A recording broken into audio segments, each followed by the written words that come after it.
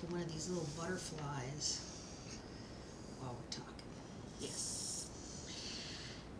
So hello everyone, I am the Moon or Spiritual Moon Online. And I am Opal Luna of Fiber Magic. And today you're making those beautiful butterflies. Yeah, I'm going to be at Summer Magic Fest in Orlando, June 8th through the 12th, I believe. And then, the main ritual is going to be the four quarters are going to be represented by an endangered Florida species. So I did sea turtle last time we were here. Yes. And now I'm doing butterfly. And then next time I'll show you bat. And then panther will be the fourth one. Yes. Awesome. Fantastic. So, we just had Beltane. Yes, that was a lot of fun. It was so much fun. And we do have the workshops recorded and uploaded for everyone to see. They were very good workshops.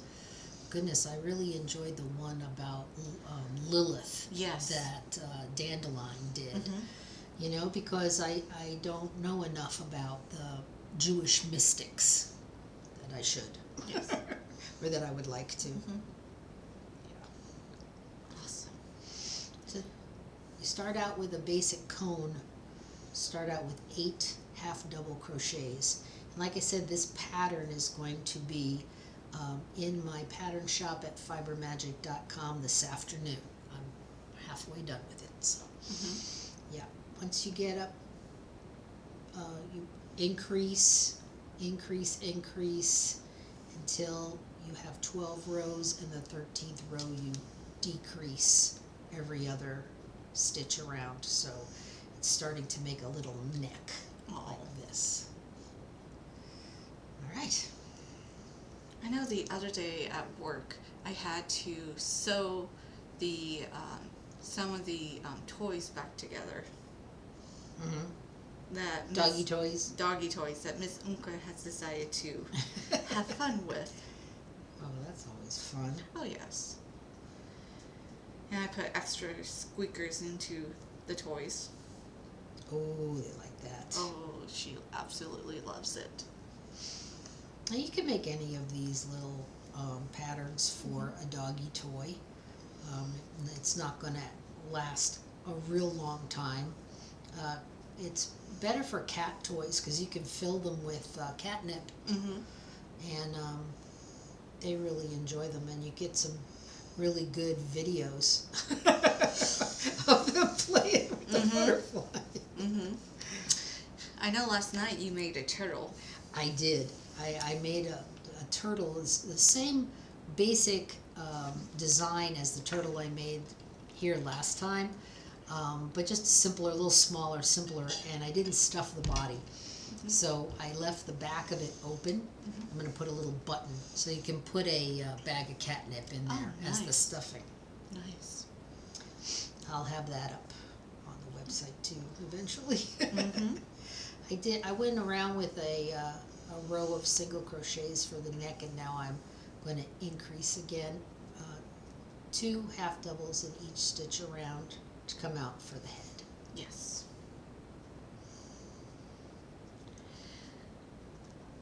I know this upcoming month we're going to be pretty busy. Yeah, I'm going to be, I'm definitely going to be busy with, with Summer Magic Fest. But in the Grove, we've also got, in the month of June, we've got the Hurricane Protection Ritual. Yes. And then Summer Magic Fest. And then the week we come back, we're going to have a Litha celebration, which will be something different, just for fun. We'll record the ritual and put it on the website and on the YouTube. But it's all about things that spin, because we're talking about having a summer ritual outside, and it's so hot. Oh, we need fans. We need, this. We need that. We need all things that spin. So, like, we're gonna have pinwheels in the east, and those poi things in the south, Yes. and we'll have tops in the north, and those spray bottles that spray a mist through a fan in the west. Ah, nice. Everybody's gonna want to be west. Yeah. Oh, can we do west? And I was like, oh, we know why. Because it's hot. But that should be fun. Mm-hmm. That should be a lot of fun. Because I know every single time that we do the Witches Coffee Talk recently, Uh-huh. I always love enjoying looking out to the backyard and seeing the birds on the chairs and stuff. Yeah. Yeah, we should turn a camera around one of these days. Yes. Let's make sure Logan's not on his prowl. We do not need another frog incident. Oh, yeah. The other night when we went out there to ritual, Logan was like caught like a deer in the headlights. And I'm like, what do you got there? And this huge, well, it's not, seemed huge at the time because it was jumping at me, but like a frog about that big came leaping out of his paws.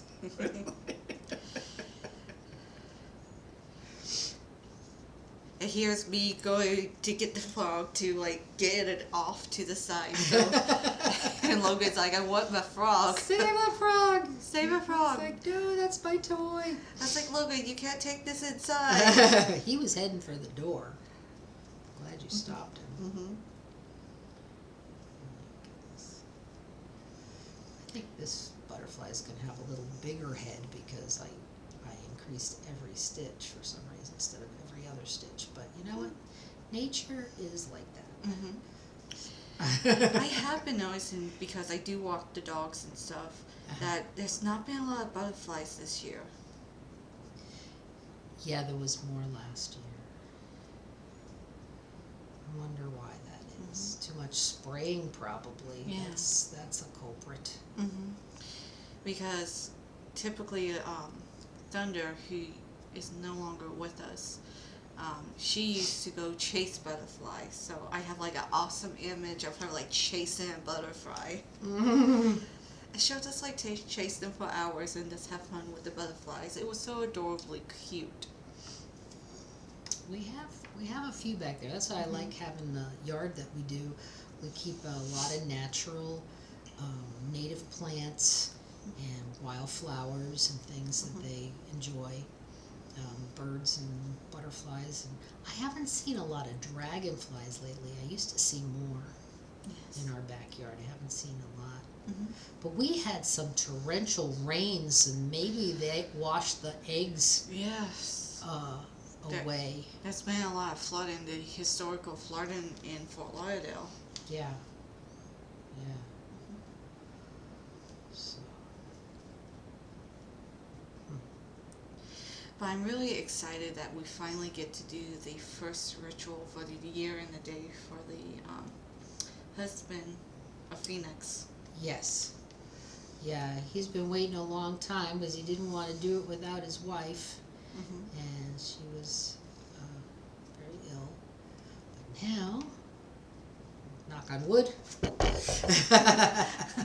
everything seems to be going well, and he will have his year in a day. And the very next week, I believe he's doing the presentation. Plants. Plants. Yes. I know this upcoming Friday it's going to be the Hearth with Amethyst, part 1. Yeah, she's gonna have 3 parts to her Kitchen Witch series. She'll start at the hearth, of course. Yes. I like that. And also the 24th of May, we have our meet and greet in Hollywood at the Social Room. I've never been there. I'm looking forward to checking that place out. I liked the last place. Oh, the arcade place was fantastic. Everyone had a great time there. So we're going to actually put that into rotation of like one of the locations to go to. Mm-hmm. And also the parking's not bad either. Right. That's the main thing. Like the restaurant is big enough, or the place is big enough, but also to make sure there's parking. Mm-hmm. All right, before I forget, I'm putting the eyes on. Sometimes I forget to put the eyes. You gotta put the eyes before you close the head up. But how many times have I done that? And then I have to Yes. open the head back up. Yes. You can also embroider eyes on too if you really Mm-hmm. want it. Yes. Yeah, that's gonna be a bigger head, but hey, Mm-hmm. who cares? Also, this past Friday, you did the monthly birthday cake. I did. It was so phenomenal because how you did the moons with the Oreos. Oreo cookie moon phases. Google it. You'll be surprised. And a little trick of the trade, you know, when I first thought about it, I thought I would, you know, you separate the cookie like you used to when you were a kid, you know, when you ate the white part first. And, Yes. and then I tried to break the cookie like in half, the half that didn't have the cream on it, and put it back on there.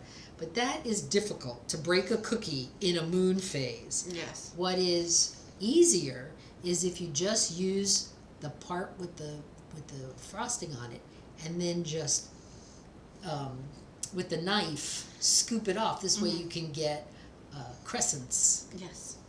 Awesome. So that's, you know, it's a little tip if you want to make moon phases out of Oreo. Absolutely.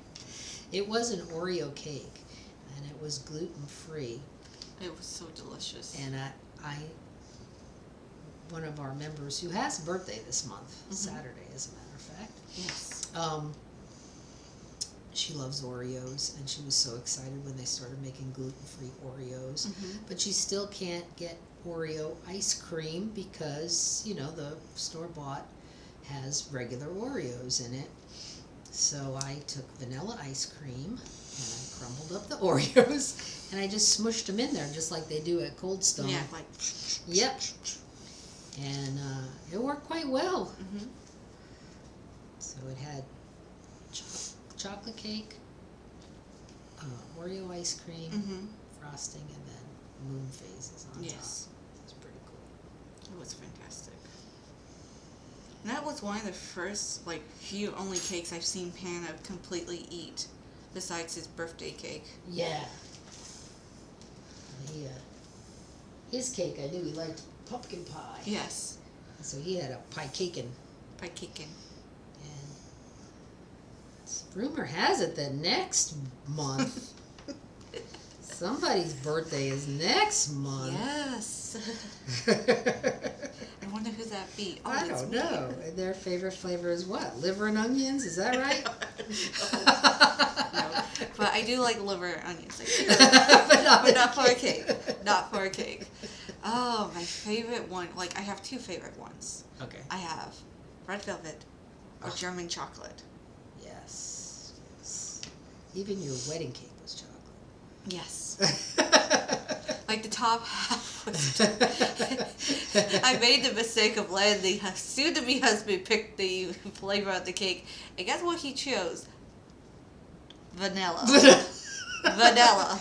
I said, Panda, you can have any flavor you want. And he thinks about it. Vanilla. Oh, okay. Exotic. So it was half vanilla and half. Yes. Half chocolate. I can't believe this month we have our first year anniversary. Oh man, I look, it's like, where did this year go? that is unbelievable. I was like, what all did we do in this year? I was like, I did not expect this bingo card of my husband said the house on fire to be filled so quickly. Bingo! So yes, if you are using incense of any type and you have a cardboard cat scratcher, make sure it's nowhere near the altar. Absolutely. That's a good tip. Yes. And we have a new name for him, Char Bear. Char Bear. Or I call him Squirtle. Okay, describe the picture of him putting out the fire. So it's 6:30 in the morning, and I'm like, like waking up because he's making a whole bunch of noise in the morning, like he always does to get ready to work. So he does his morning devotion to Boss, and then he's like, "What's that smell? That doesn't smell like incense." He goes around the corner. It's like, "Oh, that's not incense." And here I in bed, like at 6:30 in the morning, rolling out of bed. I come around the corner and he has his Teenage Ninja Turtle mutant socks on with his jeans, his overall straps.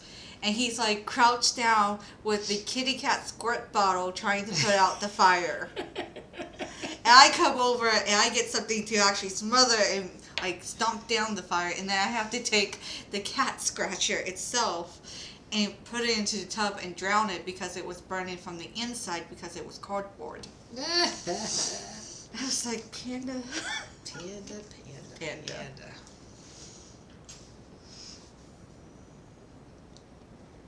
My butterfly needs a little mouth. Yes. Do it just like I did the turtle. Awesome.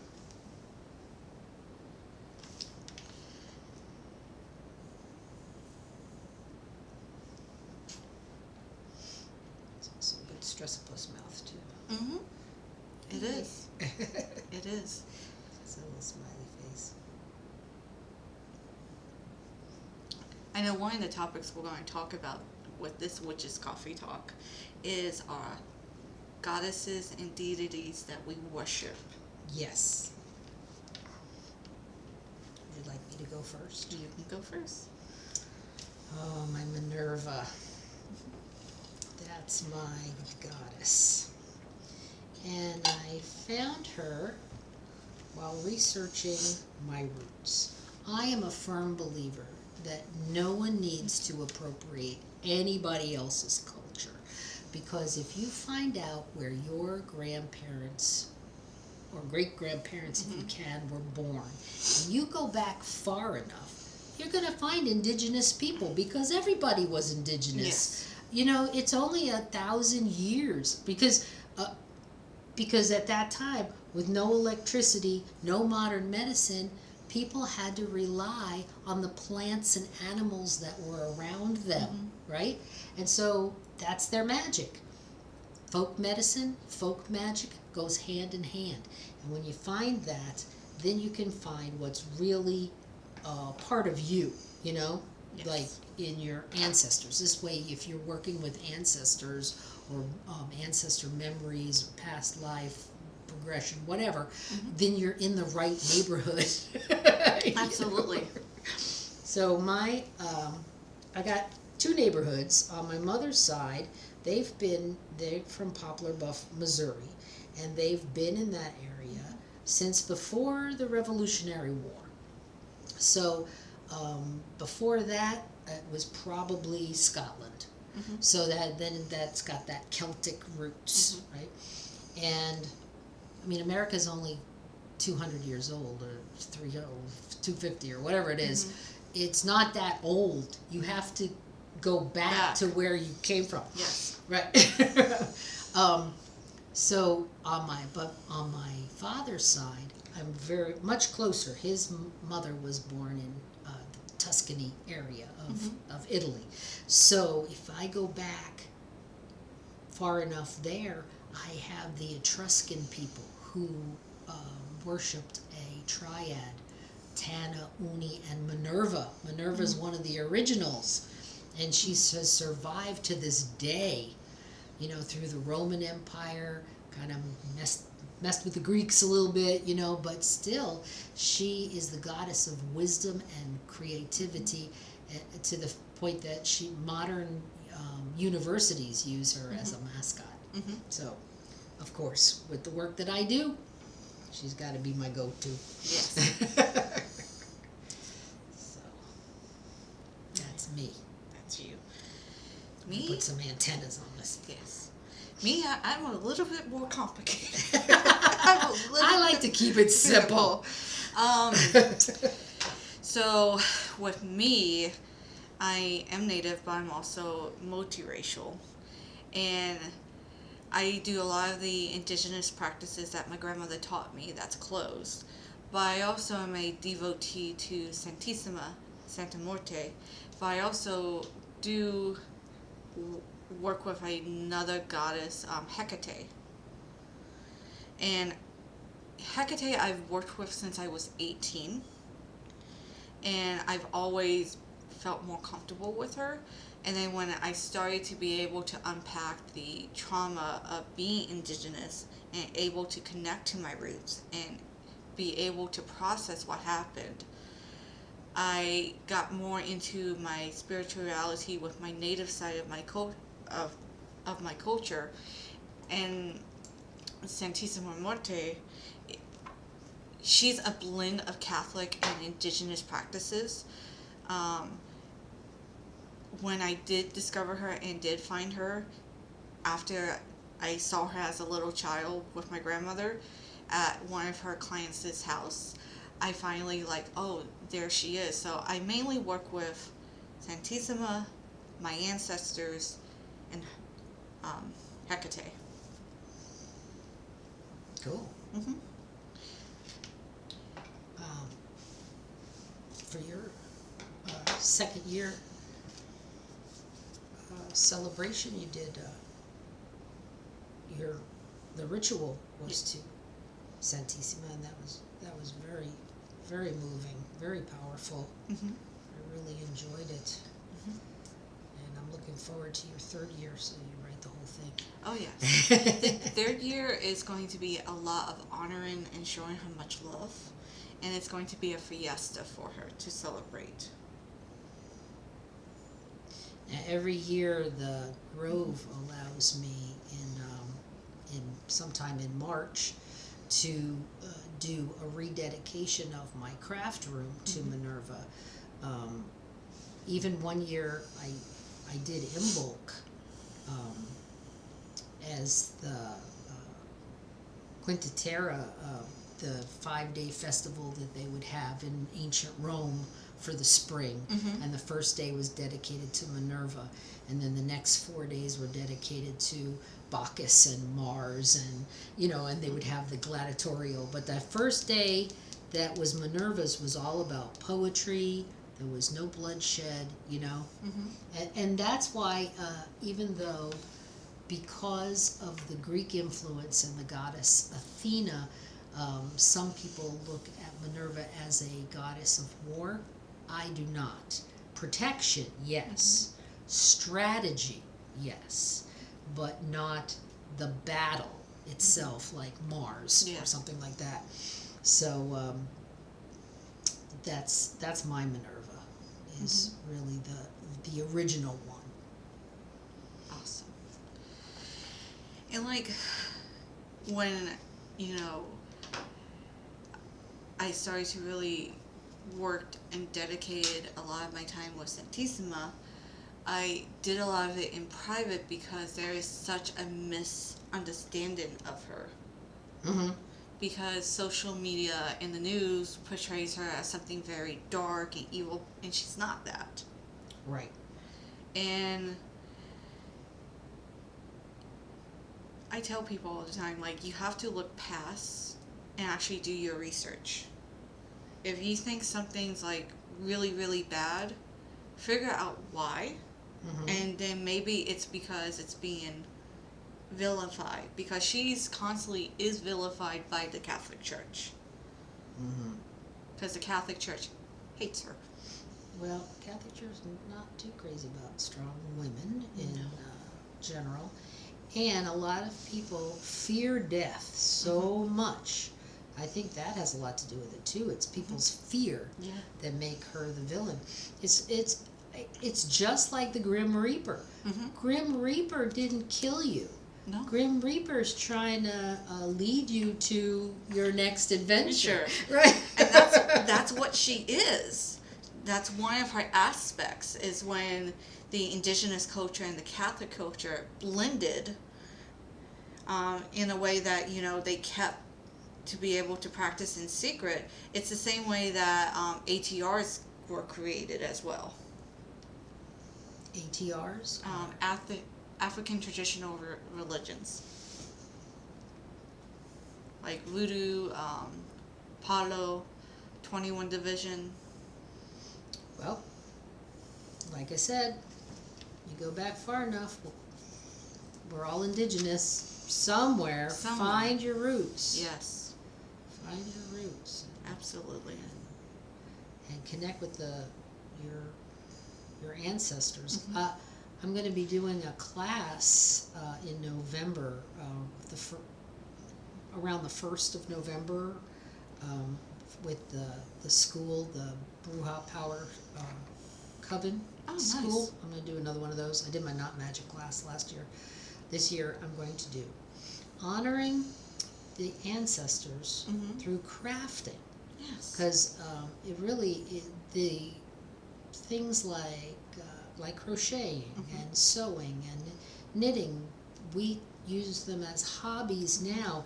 They were once necessities. Yes. You know, you did not survive the winter if you did not have enough quilts made. Yeah. Right? So it's a good way to connect, especially with your female ancestors, because a lot of it was considered women's work. But we know that men can crochet too. There's there's actually whole pages on Instagram and Facebook, Men Who Crochet. That's a great site. Nice. It really is. Okay. All right, let me catch up with what I did here. So I finished the body and head, right? And I made antenna by cutting a length and putting it through the head and then chaining, cutting it off. And then I made another chain and I appliqued it to the belly, because I call these my goddess flutterbys. Because right now, you know, it's like it's the same kind of shape as the goddess poppet. So, goddess flutterbys. Yes. He's got a rounder head. He's still cute. He's still cute. He's still cute. All right. Well, all I have to do is make another wing, and that will be attached to the back. Here I go. Here you go. But no, like going through a lot of decolonizing your practices too. You have to like make sure you're actually practicing the true traditional aspects, because sometimes there are authors that will blend closed practices with open practices, and you don't want to call something that you can't get rid of. Sure. Very true. Do your homework. Yes. Because like one of the main like things I do educate people about is about white sage. You know, and I tell them, it's like, you know, if you don't know how to use it and you haven't been shown by an indigenous person of Turtle Island how to use it, you are playing with fire. Because not only does it clear, it takes everything back to zero, but it can also call in native spirits and native ancestors, and depends on your ancestry, it might not be a friendly combination. Oh.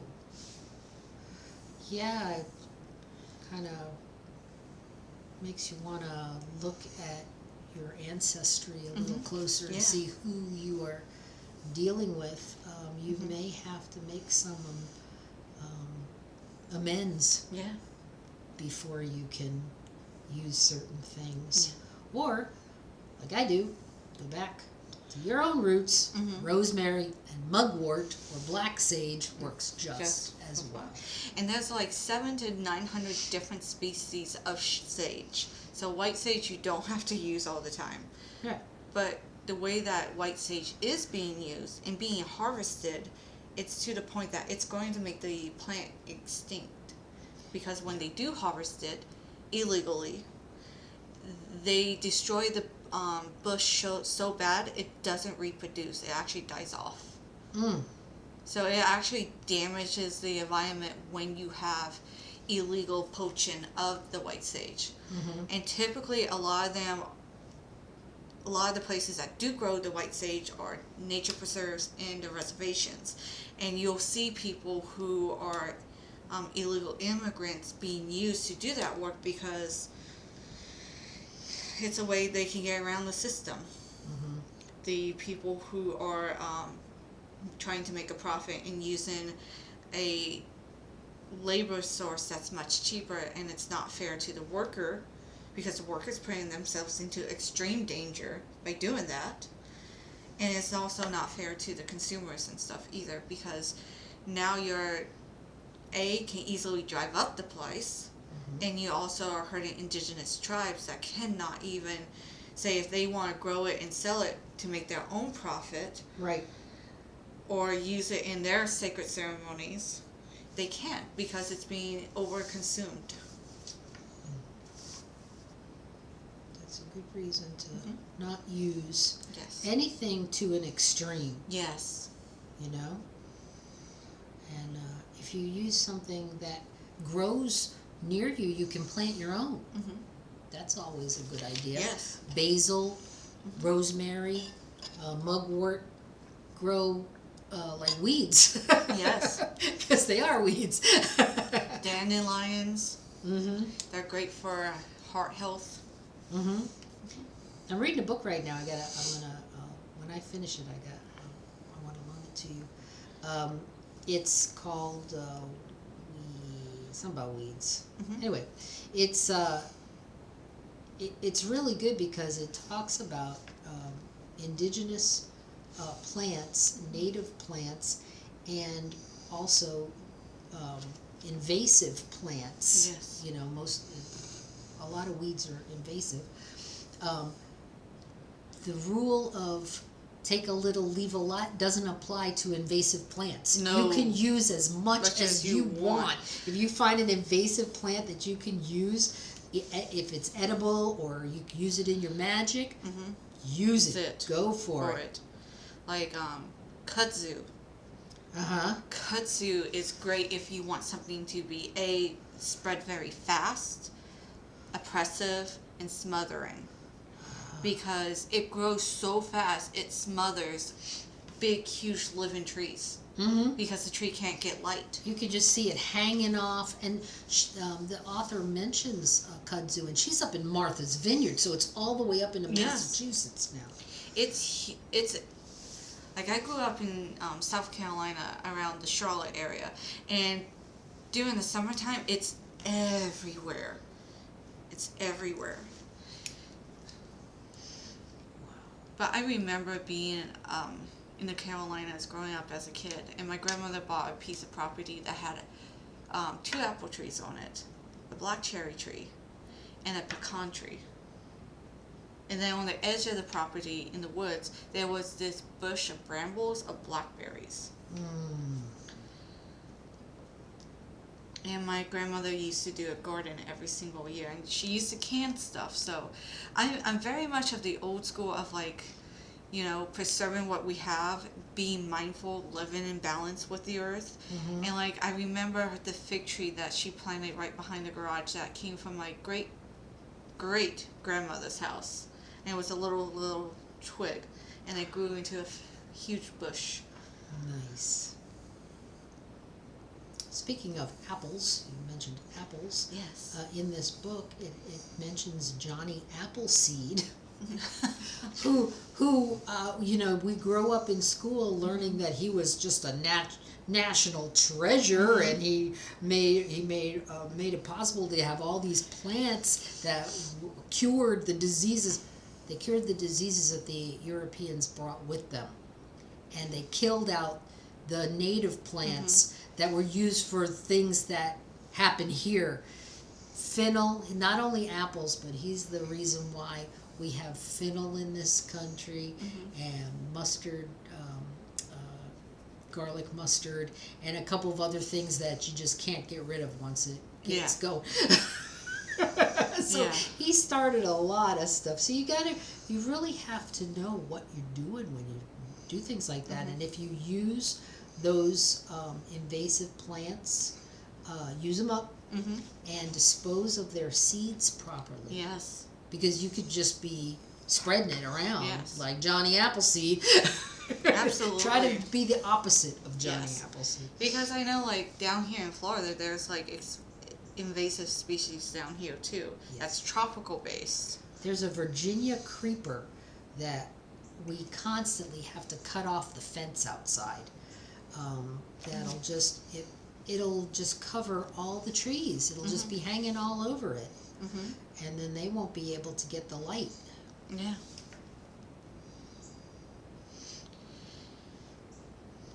Iguanas too. Yes, iguanas too. Yes, it's true. In Florida, when it gets really cold, we have fallen iguanas. I must tell you the story of the iguana that my boss froze. Because then she gave it to one of the yard maintenance people because they love them. So there's this female iguana that has been by the front gate, and she's been trying to get rid of it because it's not friendly to dogs or to humans.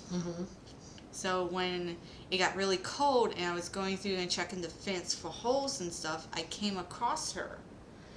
And I told my boss, and my boss calls me. She's like, yada, yada, yada. Like, I was like, meet me at the side door. It's like, I have no idea what she's talking about. And I showed her where it was. We went and got her gloves, and she got the female out of the tree. So here, me and her are going to put it into the freezer with the lawnmower guy. And we come into the house, and her husband has the look of horror on his face. Oh no! He's like, "What is that?" And he said it in Russian. And I understood the words. I was like, "Oh, he's horrified." It's so funny how people are afraid of. Well, it goes along with snakes, lizards, snakes. Yes. Any kind of creepy thing. I see it. But Birch is definitely scared of spiders. Spiders. Yeah. I'm definitely scared of snakes. Oh yeah. And I don't want to come up on anything like that, but I don't have like a phobia. Yeah. I'm good if they're like in cages and I don't have to touch them. It's when they're out in the wild, and it's because my sister threw a snake at me. Oh, when I was a kid. Okay. I was like, yeah, no snakes ever. And it was a water moccasin. Ugh. Of course, a poisonous one. I was like, yeah, no, I'm done. Alright, so now you just put your nice little wingy. Oh, nice. And that's how it's going to look. Oh. She's sweet. She's very sweet. Beautiful colors. Yeah, I like the colors that change, but not too quickly. This one's nice because even though the colors change quickly, it's in the same family for a while. Yes. Now this one changes not very quickly at all. And it's just like weird, like brown shows up and green shows up. So you can play with it and use up some of that novelty yarn that you not sure what to do with it. Okay. I gave you a whole bunch of yarn too. Yes, that's gone. Yes. I was like, these are odd colors. I bet she'll like them. Because I got, like, when my mom passed away, they just got put into my car. Like, there were things that went into my car I did not argue with. I was like, you've gone in my car, I'm not going to argue with you about it. It's not that important. I know someone that will use it. Oh, and here's a tip, because that yarn, you could tell that someone in the house was a smoker. Yes. So what I did was I wound it on my yarn winder to make it into cakes, and I held a fabric softener sheet, and I went through, and then I did it again. I did it 3 times. Yeah. And 3 times a charm. Yes. And that's also a good way to infuse your yarn with your intention before you start crocheting. Yes. So in this case, my intention was to get the cigarette smoke out. Yes. Yes, my mom was a cigarette smoker, even though she had major health issues. So the moral of the story, please don't smoke. Yeah. It's not I'm worth so it. glad that Carl and I quit 20 years ago. Mm-hmm. I feel better. I used to always do everything till my next cigarette, you know? It's like it rules your life. Yes. Now I just do whatever I want. I know, like, when I gave you the bag, I had multiple dryer sheets in there. Yes, you did. I was like, here you go. I'm so sorry for the smell. No, that was a good start. You did a good start on that. Those dryer sheets are great. Yes. And if you get the mesh bags, you can put the yarn with the dryer sheet in there and then actually put it in the dryer and heat it up that way without tangling, you know? Yeah. You got to be very careful, though, that you don't tangle the yarn. Yes, absolutely. Alright, I think we are done today. Yes. Yes, so Butterflies. Butterfly. So if you want to follow us, I'm Spiritual Moon on to YouTube. I'm Fiber Magic on YouTube. And if you want to follow the Grove, it's Avelina's Grove on YouTube, Clapper, and Instagram. Yes, I'm on Clapper, Instagram, Facebook, and fibermagic.com. Just Google Fiber Magic. Yep. Your machine will blow up. Yep. So everyone have a good one, and bye. Bye-bye.